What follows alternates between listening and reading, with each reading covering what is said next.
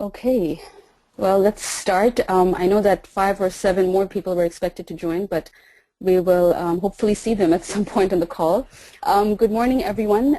Thank you all for being here, and thank you for volunteering to be a judge for the inaugural year of the Open Government Awards. We are very happy, we're very honored that esteemed individuals like yourselves have agreed to review the applications that will be coming in. So today we're going to give you a quick sort of overview of the scoring process and how you can use the website interface to access and score the applications that are going to be assigned to you. The session will start with me, by explaining a little bit about the theme of this year's awards, the different sections of the application, and how they relate to the scoring rubric. And as I will talk, Shane, who you can see here, is our technical program manager. He's going to be running you through the visuals that you'll be seeing on the GoToMeeting viewer, if you have that open in front of you. And then Shane will take over and walk you through the interface and how you can use that to score your applications. And then at the end, we're going to open it up to some questions. So just to start, my name is Munima Hassan. I'm the program officer for the Open Government Partnership, and I have been coordinating the awards from the very beginning. And so, yeah, just to start, as you all know, the theme for this year's awards is citizen engagement, and it is one of the core values of OGP. And when we decided to have the awards for the first year, there was kind of unanimous agreement that citizen engagement should be the theme to kind of kick it off. And I'm sure all of you have a lot of experience with this theme. You have different ways of understanding, defining, interpreting citizen engagement. But for the purposes of this year's awards, we defined it as the mechanisms by which citizens participate in and have influence on the design and implementation of public policy and services, with the ultimate goal of making government more open, responsive, and accountable to their needs. So if you can see in your screens, there is a little dialog box that kind of pops up and shows you the definition. This is important because, as you may know, this year we asked all the OGP governments, there's 64 of them right now, to compete for the awards. And in many ways, this is a challenge for the applicants to show that how they're opening up governments to citizen input and oversight. So in order to ensure that governments are indeed applying with the initiatives that are on open government and specifically on citizen engagement, we asked 2 preliminary questions in the application. So Shane, could you please go to the application?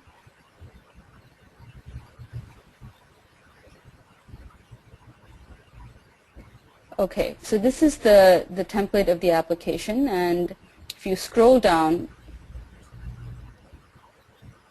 you can see that there are 2 preliminary questions that we asked here. One is, does the initiative seek to improve a public policy or service? And 2, if yes, does the initiative seek to improve the ability of citizens to provide feedback and or to make decisions in the design or implementation of a policy or service? So these 2 questions were really put there to act as a reminder or a nudge to ensure that we get relevant applications for this year's award. So this is, I guess, an important point for the judges to remember. And so moving on, the application is actually divided into 3 parts. Part A is just the team, and this is details about the team which is applying. And there are 2 really kind of important things to note here, which are directly taken into account when you will be scoring.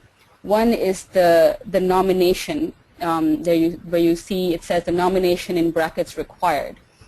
This is where governments have to explain whether and how they consulted with civil society in choosing the initiative that they have put forward for the awards. And this is, as you can see, it's a mandatory requirement.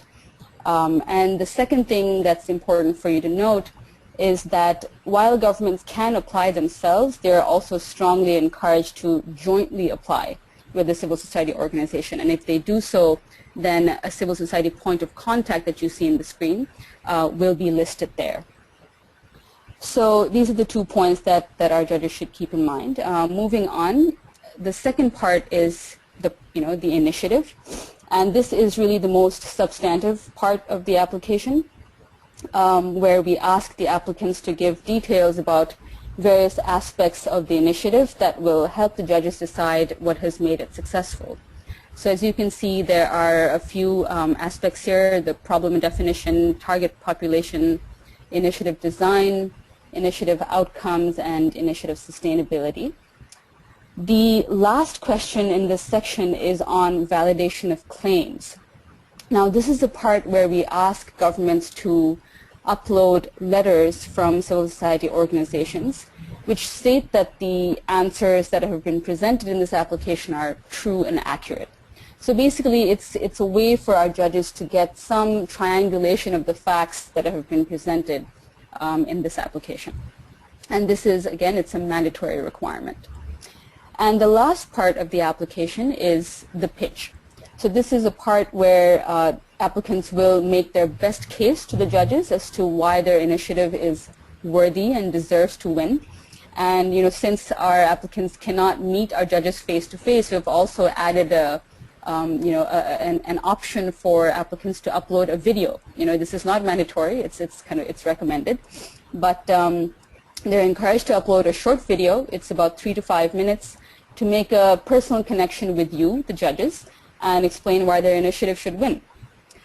So that's the application. Let's move on to the scoring rubric. So there you go. You go to About and you go to the scoring process. So this is the scoring rubric. We're calling it the Trait Scoring Rubric, or TSR for short. And as you can see, that there are 4 traits in this scoring rubric: credibility of partnerships, depth of engagement, evidence of outcomes, and sustainability. So all these traits are equally weighed. No one is sort of disproportionately weighed higher. And so this is how it works. Shane, if you could kindly scroll up and go to credibility of partnerships. Okay, so this is how it works. Each trait has a question that acts as a prompt. So for example, under credibility of partnerships, the prompt is, did the applicant provide sufficient evidence of partnering with other non-government organizations in either nominating, validating, and or jointly implementing the initiative?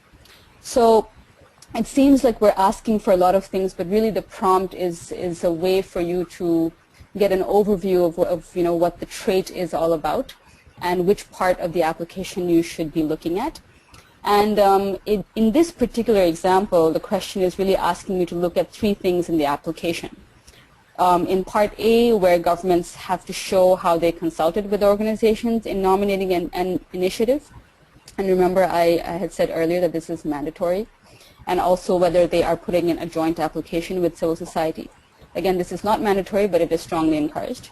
And then Part B, where they have to upload letters of validation, which is also mandatory. So if you were to be judging this particular trait, you would be looking at these 3 things in the application.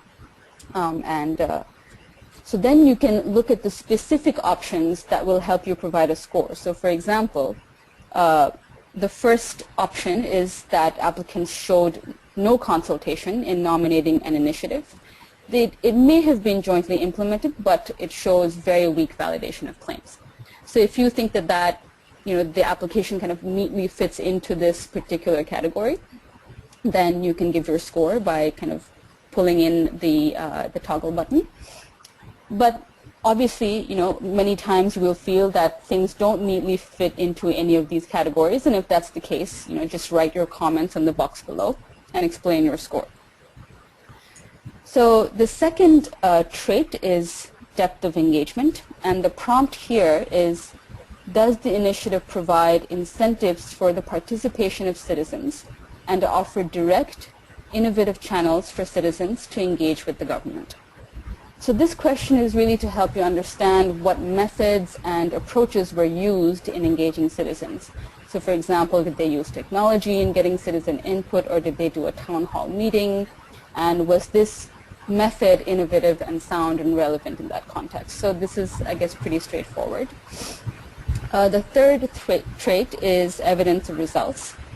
And the prompt here is, did citizen engagement influence the design or delivery of government policy and services? And is there any evidence of concrete benefits to citizens and the government as a result?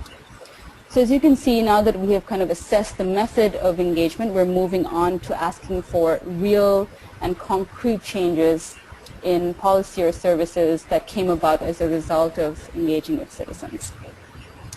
And the last judging criterion, the last trait, is sustainability. And the prompt here is, does the applicant make a compelling case that the initiative will be institutionalized or scaled up over time?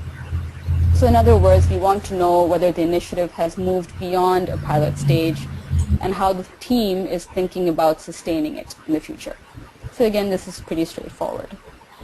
So that is the trait scoring rubric. There are a few important things to note for all our judges.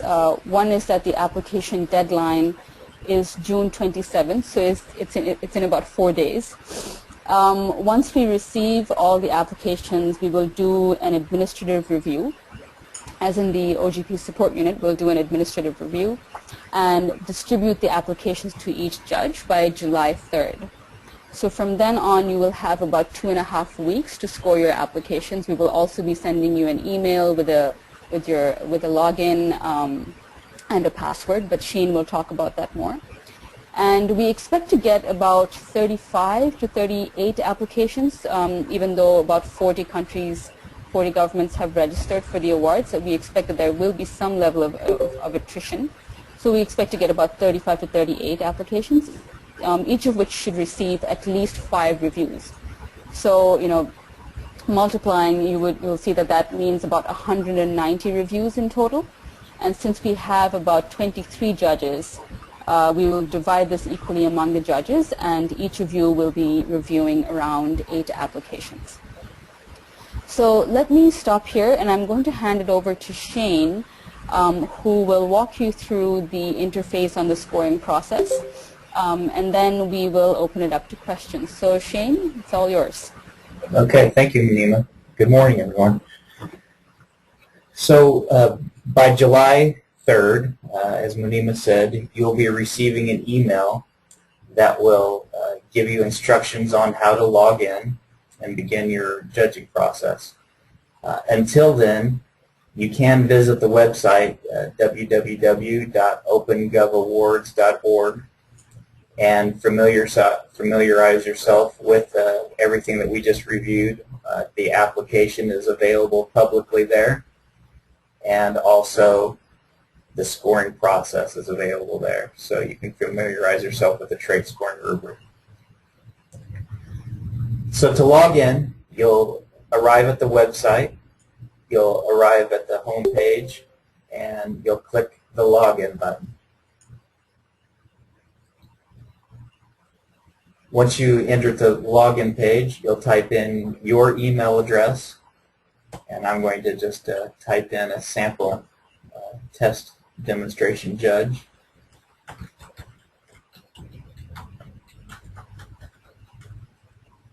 And you'll click the sign in button. Once you log in, you'll immediately be taken to your judging history page, where all of the teams, country teams that have been distributed to you will show up. On this screen, you'll have your name next to at the top, and then you'll have the judging deadline, which is July 21st. And then each of the teams will be in their own row. To begin the submission process, you'll click the review link. On that row, you'll also have the team name, the date that this process was started, any scores that you've given a particular team to that point, whether or not your rubric has been finished, a close date if you have closed that application, and I'll talk more about that in a minute. And then also the ability to print a particular application if you'd like to review it offline. So I'll take you through an example application review process. So you click on the review link, which takes you into the trait scoring rubric. At the top, you've got the team name, and again, the start date, and another reminder of the judging deadline. The submission by that team can be shown by clicking the little arrow on the right-hand side of the panel that says Submission.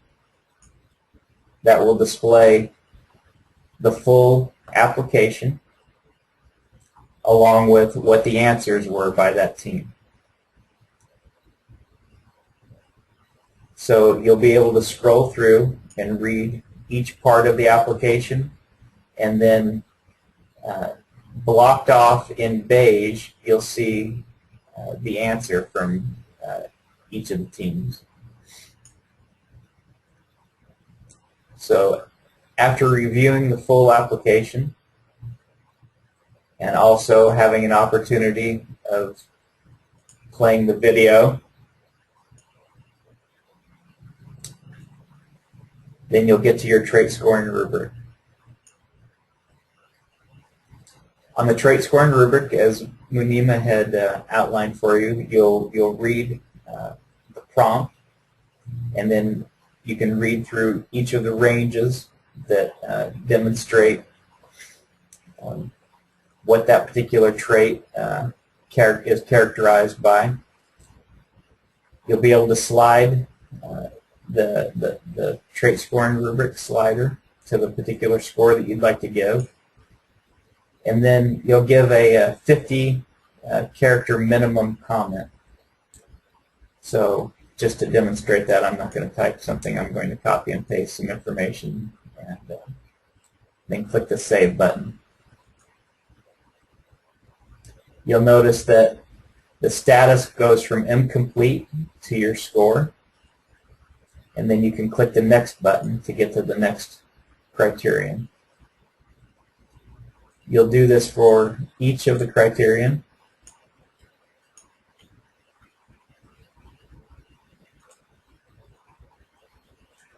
If for some reason you've decided that you want to stop in the middle of one, you're welcome to do that. As long as you've saved your information, the next time you come back, it will be there.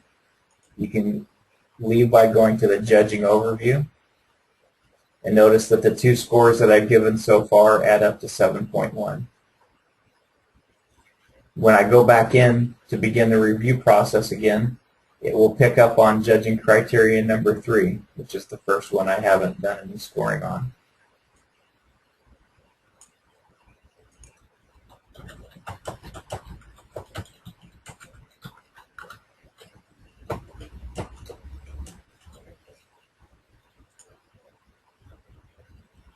I'm going to click Next to go to the last one.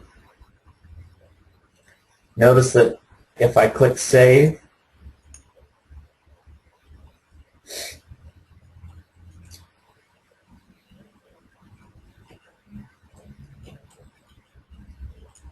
again, the status scored changes.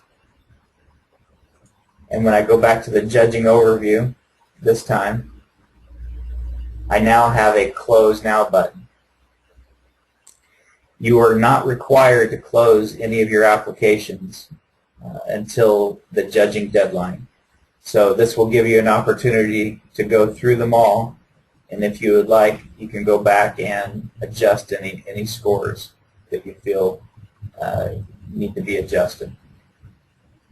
Once the judging deadline, but before the judging deadline does come though, you do need to come back through and click the Close Now so that all of your reviews will have been finalized. One last thing I'll show you is that if you do click on the little printer icon,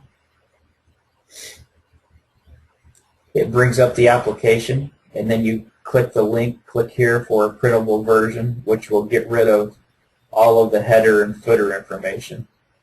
and then you can click the print button. We recommend using the Google Chrome browser. This option, this browser will give you the capability of saving it as a PDF if you'd like.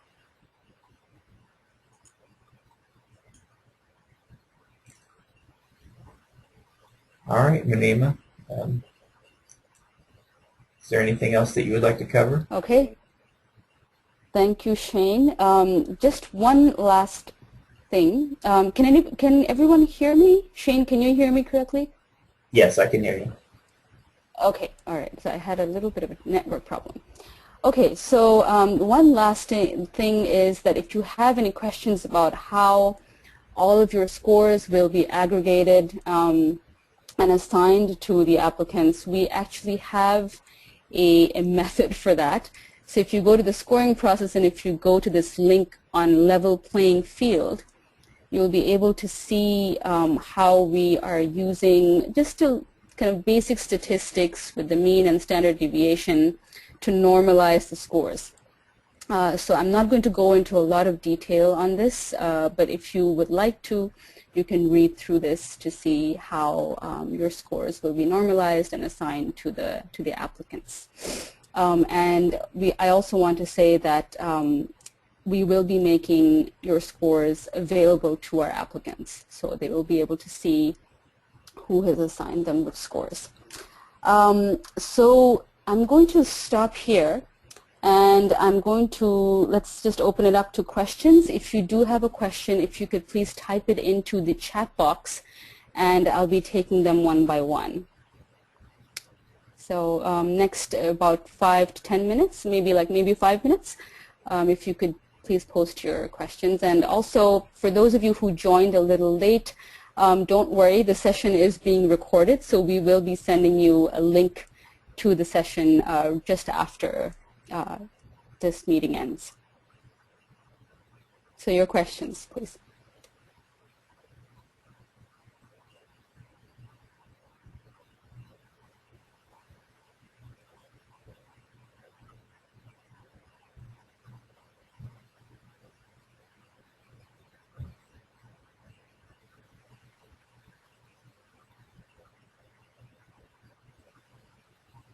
Hi, Alex. Are you allowed to talk to other judges? Yes, absolutely. I think I sent out the email, and all the email addresses of the other judges are there. So if you'd like to get in touch with any one of them, just let me know, and I can make the connection.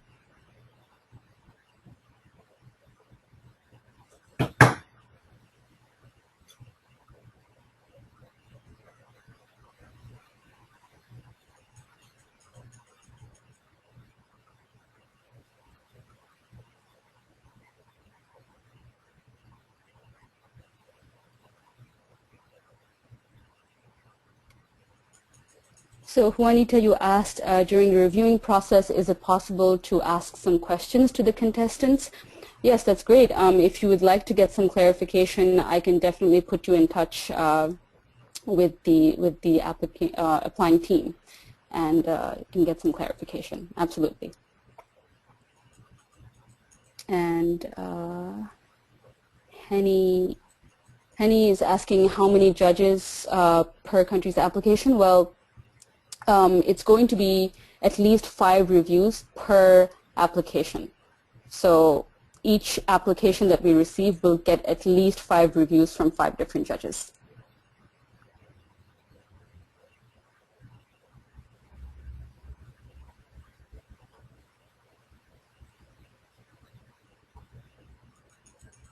So Gertrude, you're asking that can I assume that we will be validating information solely on the basis of the content of the application and will not be required or allowed to use other sources? I think this is a tricky one. Obviously, all the content that you see in the application should be your first source of information. But of course, the letters of validation are another way to kind of triangulate that information.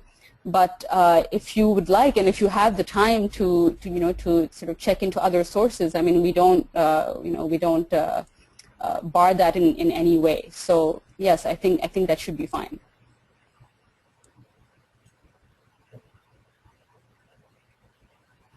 Henny, you're asking how many applications will be allocated to each judge. That would be around 8 applications for each judge. I would say that 8 would be maximum, unless we get all the 40 applications that we receive from the registered countries. That number might go up to about 9. But at this stage, we're expecting about 8 applications per judge.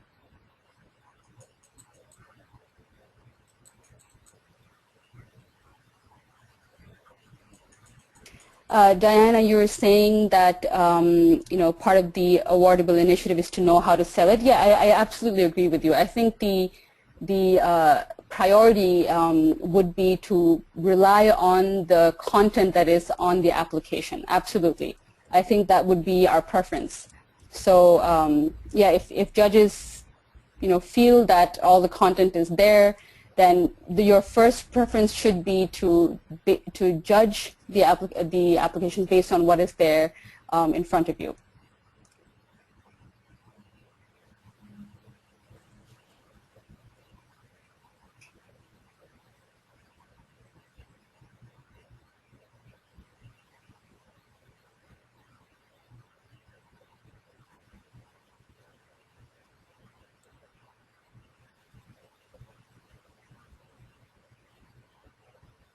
Okay, any more questions?